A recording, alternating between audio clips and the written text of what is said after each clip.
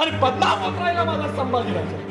आणि ती धाराऊ संभाजी महाराजांना दूध देऊ लागली आणि संभाजी महाराज त्या धाराऊच्या दुधावर जीवन जगू लागले. संभाजी महाराज निर्माण होऊ लागले आणि त्या धाराऊला तर आनंद होता, शिवपुत्राला आपण दूध देतोय. संभाजी महाराजांनी आदर्श कुणाचा घेतला होता? संभाजी महाराजांनी आदर्श आपल्या धगधगत्या पित्याचा घेतला होता. आपला बाप हातामध्ये तलवार आणि पाठीला ढाल लावून सगळं आयुष्य संसारासाठी समर्पित करतोय. आपल्या बापाला घरच्या संसाराची काळजी नाही, आपल्या बापाला स्वराज्याच्या संसाराची काळजी आहे. हेच अनुकरण संभाजी महाराजांनी हृदय मंदिरी विराजमान केलं आणि वयाच्या 32व्या वर्षी धर्मासाठी बलिदान दिलं.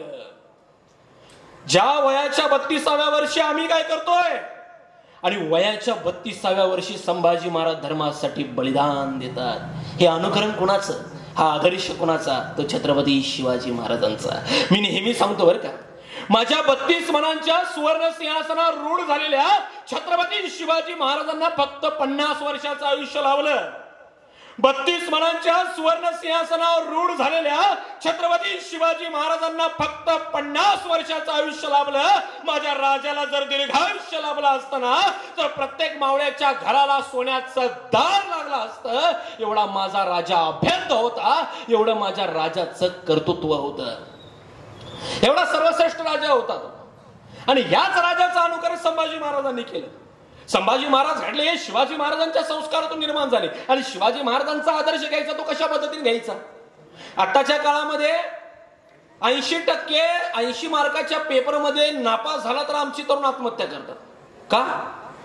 80 मार्काच्या इंग्रजी विषयामध्ये नापास झालं, कर आत्महत्या. 80 मार्काच्या विज्ञान विषयामध्ये नापास झालो, कर आत्महत्या. म्हणजे आमची पोरं 80 मार्काच्या परीक्षेमध्ये नापास झाला तर आत्महत्या करतात. आणि शिवाजी महाराजांनी अफजल खानाचा कोतळा बाहेर काढला आणि तुम्हाला आम्हाला शिकवण दिली की शत्रूला घेऊन रडत बसण्यापेक्षा शत्रूशी लढण्यात पुरुषार्थ आहे. हे शिवाजी महाराजांचा आदर्श घेतला पाहिजे. मग याच शिवाजी महाराजांच्या पोटलाला संभाजीराजा कसा असेल? अहो कसा घडला असेल? कसा उभा राहिला असेल? कसं असेल शौर्य, कसं असेल धैर्य, कसं असेल साहस, कसा असेल अभिमान, कसा असेल स्वाभिमान, कसा असेल पराक्रम, अहो कसा असेल नेतृत्व, गतित्व, कर्तृत्व, कसा असेल संभाजी? मी एखाद्या गावरान माणसाला प्रश्न विचारतो, संभाजी महाराज तुम्हाला कसे होते माहिती आहे का? तर तो 2 शब्दात उत्तर देतो. अलीकडच्या काळामध्ये लोकांनी इतिहास वाचलाच नाही. संभाजी महाराज रगेल होते आणि संभाजी महाराज रंगेल होते. 2 शब्दामध्ये संभाजी राजांचा इतिहास बदलून जातो. इतिहासाने नाना आरोपांच्या फैरी झाडल्यावर संभाजीवर संभाजी रगेल, संभाजी रंगेल, संभाजी राजांनी महाराष्ट्रशाही बुडवली, संभाजी राजा म्हणजे शिवरायांच्या पोटाला नादाम, बत्तम, शिलवारीस अशा काही नाना आरोपांच्या फैरी संभाजी राजांवर झाडल्या आणि बदनाम होत राहिला माझा संभाजी राजा. थोरातांची कमळा, मोहित्यांची मंजुळा काही पात्र त्या नाटकामध्ये दाखवली गेली. पण ज्या वेळेला इतिहासाची पानं चालतो, पुरावे पाहतो, तेव्हा लक्षात येतं पुरंदरला शिवरत्नाचा जन्म झाला. 14 मे 1666 पुरंदरला शिवरत्नाचा जन्म झाला.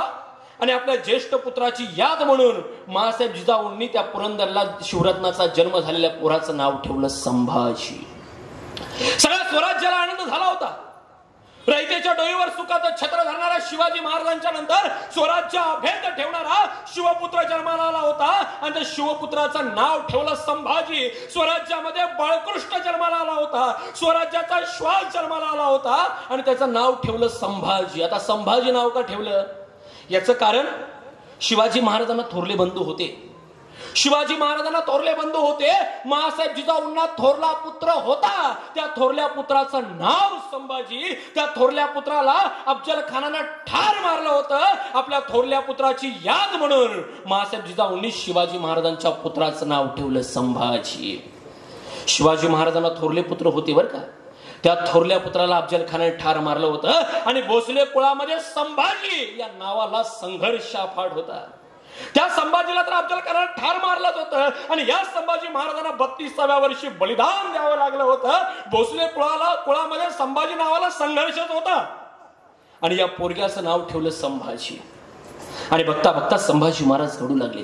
पण ज्या वेळेला मी तुम्हाला सांगितलं की संघर्षाचं दुसरं नाव म्हणजे धर्मवीर छत्रपती संभाजी महाराज आहेत, याचं कारण तुम्हाला सांगतो. संभाजी महाराजांचा जन्म झाला आणि संभाजी महाराजांच्या मातोश्रींना सईबाई महाराणी साहेबांना बाळंतपण रोग चढला. बाळंतपण रोग चढला आणि अंगावरचं दूध निघून गेलं. अहो, ज्या वयामध्ये पोरग्याला दूध लागतं, ज्या वयामध्ये पोरगा आईच्या दुधावर तयार होतं, ज्या वयामध्ये पोरगा आईच्या दुधावर वाढतं, ज्या वयामध्ये पोरगा आईच्या दुधावर आकार घेतं, त्या वयामध्ये संभाजी महाराजांना दूधच नाही. संभाजी महाराजांच्या आईच्या अंगावरचं दूध निघून गेलं. बाळपण रोग त्या संभाजी महाराजांच्या आईंना, सईबाईंना झाला. काय करावं, पोरगा घडणार कसं? अहो, शिवपुत्र आहे, स्वराज्य निर्माण केलेल्या 32 मनांच्या सुवर्ण सिंहासनावर रूढ झालेल्या शिवाजी महाराजांचं पोरगा आहे. आणि इकडं बाप तर हातामध्ये तलवार घेऊन स्वराज्य निर्माण करायला बाहेर पडला. पिताची छत्राच्या पोरग्याच्या डोक्यावर नाहीच, तरी पण संभाजी महाराज घडतायत, तरी पण संभाजी महाराज निर्माण होत आहेत. गावामध्ये दवंडी घडली. शिवपुत्राला, शिवाजी महाराजांच्या पुत्राला दूध द्यायचं आहे. कोण तयार होतो? गावामध्ये सगळी दवंडी धाडली आणि 4-5 महिला गडावर आल्या आणि त्यांनी मासाहेब जिजाऊंना सांगितलं, मासाहेब, आम्ही संभाजी महाराजांना दूध देतो. मासाहेबांनी विचारलं, किती रुपये घेणार? एक महिला सांगू लागली, मासाहेब, मी 100 ओन घेते. दुसरी महिला सांगू लागली, ही 100 घेते, मी 80 ओन घेते. तिसरी सांगू लागली, मी 50 ओन घेते. आणि ही बातमी धाराऊ नावाच्या एका महिलेपर्यंत पोहोचली. ती आमची धाराऊ भांडी घासत होती आणि तिला समजलं शिवपुत्राला दूध द्यायचं आहे, शिवाजी महाराजांच्या पुत्राला दूध द्यायचं आहे, की ज्या शिवाजी महाराजांनी रयतेच्या डोईवर सुखाचं छत्र ठेवलं, ज्या शिवाजी महाराजांच्या मुळे आपण कपाळाला कुंकू आणि हातामध्ये बांगड्या घालून फिरतोय, ज्या शिवाजी राजांमुळे आपण मान ताट करून फिरतोय, त्या शिवपुत्राला दूध द्यायचं आहे. भांडी घासत होती, भांडी सगळी बाजूला सारली, पदर खोचला आणि सरळ गडावर आली. मासाहेबांना सांगू लागली, मासाहेब, शिवपुत्राला, शिवाजी महाराजांच्या पुत्राला मी दूध देते. मासाहेबांनी विचारलं, किती रुपये घेणार? किती रोकड घेणार? किती रुपये घेणार? त्यावेळेला ती सांगू लागली, मासाहेब, आम्हाला कालाचं होत आहे. मासाहेब, आजपर्यंत स्वातंत्र्य कधी बघितलं नव्हतं. मासाहेब, स्वराज्य आजपर्यंत कधी बघितलं नव्हतं. मासाहेब, आजपर्यंत कधी ताट मानेनं कधी रस्त्यावरून फिरू शकत नव्हते. तुमच्या पुत्रानं स्वराज्य दिलं आम्हाला, तुमच्या पुत्रानं स्वातंत्र्य दिलं आम्हाला. मासाहेब, त्याच पुत्राला जर आम्हाला दूध द्यावं लागत असेल, त्याचा सौदा व्हावा मासाहेब. मासाहेब, ते मला जमणार नाही. उलट माझं भाग्य म्हणावं लागेल की शिवपुत्राला मला दूध देण्याचं भाग्य लागतंय. आणि त्या धाराऊची नेमणूक संभाजी महाराजांना दूध देण्यासाठी करून घेतली. आणि ती धाराऊ रोज संभाजी महाराजांना दूध देऊ लागली. आणि धाराऊच्या दुधावर संभाजी महाराज मोठे होऊ लागले. धाराऊच्या दुधावर संभाजी महाराज वाढू लागले. आईचं दूध नाहीच. आईला तर बाळंत रोग चढलाय, आई आजारी आहे. ज्या काळामध्ये आई पोरग्याला कुशीत घेते, खांद्यावरनं हात फिरवते, अंजारते, गोंजारते, त्या काळामध्ये आईचं छत्र नाहीच. पिता तर हातामध्ये तलवार घेऊन फिरतो. एवढा संघर्ष भोगलाय संभाजी महाराजांनी. संभाजी महाराजांचं वय झालं 2.25 वर्ष आणि संभाजी महाराजांच्या आईच्या तर अंगावर दूध नाही. आणि ती धाराऊ संभाजी महाराजांना दूध देऊ लागली.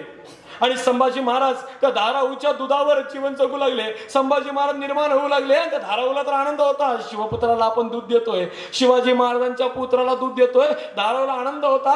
आणि ती धाराऊ संभाजी महाराजांना जवळ घ्यायची. आणि ज्या ज्या वेळेला संभाजी महाराजांना जवळ घ्यायची ना, आणि ज्या ज्या वेळेला दूध द्यायची, त्यावेळेला त्या धाराऊच्या तोंडातून अंगाई यायची. आनंदामध्ये असायची धाराऊ. का?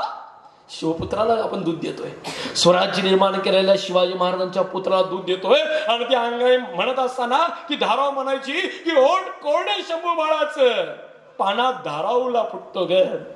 ओठ कोरडे शंभू बाळाचं, पाना धाराऊला फुटतो ग. गरीबाच्या खांद्यावर बाळ शिवबाचा वाढतो ग. गरीबाच्या खांद्यावर बाळ शिवबाचा वाढतो ग. आणि त्या गरीबाच्या खांद्यावर त्या धाराऊच्या दुधावर संभाजी महाराज आकार घेऊ लागले. आणि पुढचा संभाजी महाराजांचा संघर्ष बघा. संभाजी महाराजांचं वय झालं फक्त 2.25 वर्ष. दूध तर आईचं नाहीच. वय झालं 2.25 वर्ष आणि संभाजी महाराजांच्या मातोश्री साईबाई महाराणी साहेबांचं निधन झालं. वय वर्ष पोरग 2.25 वर्षाचा आहे. आणि वयाच्या 2.25 वर्ष असताना साईबाई महाराणी साहेबांचं निधन झालं. बाप तर हातामध्ये तलवार घेऊन स्वराज्य निर्माण करतोय. पित्याची छत्रछाया वाटेल यावी कशी, आधार आईचा द्यावा कसा. संभाजी महाराज घडणार कसे आणि संघर्ष बघा शिवाजी महाराजांच्या वाटेला आलेला. या महाराष्ट्राने एवढा संघर्ष भोगलाय, या शिवाजी महाराजांनी एवढा संघर्ष भोगलाय. इकडे तर अफजल खान 60,000चं सैन्य घेऊन स्वराज्यावर चालून आलाय. इकडं तर जिजाबरोबर 7 जन्माचं बंधन बांधलं, त्या आपल्या बायकोचं निधन झालंय, साईबाईंचं निधन झालंय. इकडे अफजल खान चालून येतोय, 2.25 वर्षाचा आपलं पोरग आहे. या नरसिंहानं माझ्या छत्रपती शिवाजी महाराजांनी किती संघर्ष भोगला असेल. 60,000चं सैन्य घेऊन येतोय, जगतोय काय मरतोय माहितच नाही. इकडे तर बायको संपली, 2.25 वर्षाचं पोरग आकार घेतोय, काय करावं. म्हणून मी तुम्हाला म्हटलं की संघर्षाचं दुसरं नाव म्हणजे छत्रपती शिवाजी महाराज आणि धर्मवीर छत्रपती संभाजी महाराज आहेत. आणि मी नेहमी सांगत असतो बरं का, माझ्या महाराष्ट्राला कुठल्या मोटिवेशनलची गरज नाही, माझ्या महाराष्ट्राला कुठल्या मोटिवेशनलची गरज नाही. छत्रपती शिवाजी महाराज आणि धर्मवीर छत्रपती संभाजी महाराजांचा संघर्षाचा इतिहास हे सर्वात मोठं मोटिवेशनल आहे माझ्या महाराष्ट्राचं. म्हणून म्हणतात महाराष्ट्र मेला तरी राष्ट्र मेले, मराठ्यांविना राष्ट्र गाडाने चाले, खरा वीर वैरी पराधीनतेचा, महाराष्ट्र आधार उभ्या भारताचा. माझ्या महाराष्ट्राला कुठल्या मोटिवेशनलची गरज नाही. आणि इकडं संभाजी महाराज 2.25 वर्षाचे झाले आणि संभाजी महाराजांच्या सईबाई महाराज साहेबांचं निधन झालं. संभाजी महाराज घडणार कसे, संभाजी महाराज आकार घेणार कसे आणि संभाजी महाराजांना पुन्हा उभा कोण करणार. आणि पुन्हा महासाहेब जिजाऊ पुढे झाल्या की ज्या महासाहेब जिजाऊंनी शिवाजी महाराजांना घडवलं त्याच महासाहेब जिजाऊ संभाजी महाराजांना घडवायला पुढे झाल्या. आणि महासाहेब जिजाऊ नावाच्या चालत्या बोलत्या विद्यापीठामध्ये संभाजी महाराजांचं शिक्षण चालू झालं. संभाजीराजे लिहिणं वाचणं शिकले, संभाजीराजे चालणं बोलणं शिकले, संभाजीराजे पळणं खेळणं शिकले. बघता बघता नाना कला नाना विद्या नाना गुण आत्मसात झाले. बघता बघता काही भाषा संभाजी महाराजांना येऊ लागल्या. 1 नाही 2 नाही 3 नाही 4 नाही 5 नाही तब्बल 16 भाषा संभाजी महाराजांना येऊ लागल्या. मराठी येते, कन्नडी येते, मल्याळी येते, हिब्रू येते, पाली येते, अर्थशास्त्र, धर्मशास्त्र, नीतिशास्त्र, ब्रह्मशास्त्र अशा सर्व शास्त्रांमध्ये संभाजीराजे तरबेज झाले. नव्हे तर एवढंच नव्हे तर हेनरी ऑब्झर्व नावाचा एक इंग्रज अधिकारी आपल्या पत्रामध्ये लिहितो की संभाजी महाराजांना इंग्रजी सुद्धा येत होती. 350 वर्षापूर्वी संभाजी महाराजांना इंग्रजी सुद्धा येत होती. एवढ्या सगळ्या भाषा संभाजी महाराजांना येऊ लागल्या. त्याचबरोबर अर्थशास्त्र, नीतिशास्त्र, प्रभाशास्त्र या सर्व शास्त्रांमध्ये संभाजीराजे तरबेज झाले. त्याचबरोबर संभाजी महाराजांनी काही ग्रंथ लिहिले. बुधभूषण नावाचा ग्रंथ संभाजी महाराजांनी संस्कृत मध्ये लिहिला. नखशिका, नायिका भेद, 7 शतक अशी काव्य ग्रंथ संभाजी महाराजांनी प्रकट केले. आणि बघता बघता उत्तम कवी म्हणून त्यांचा नावलौकिक झाला.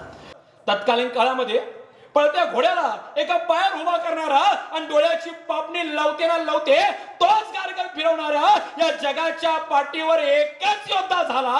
त्याचं नाव होतं संभाजी. ही झेप फारसी कोणाला जमलीच नाही.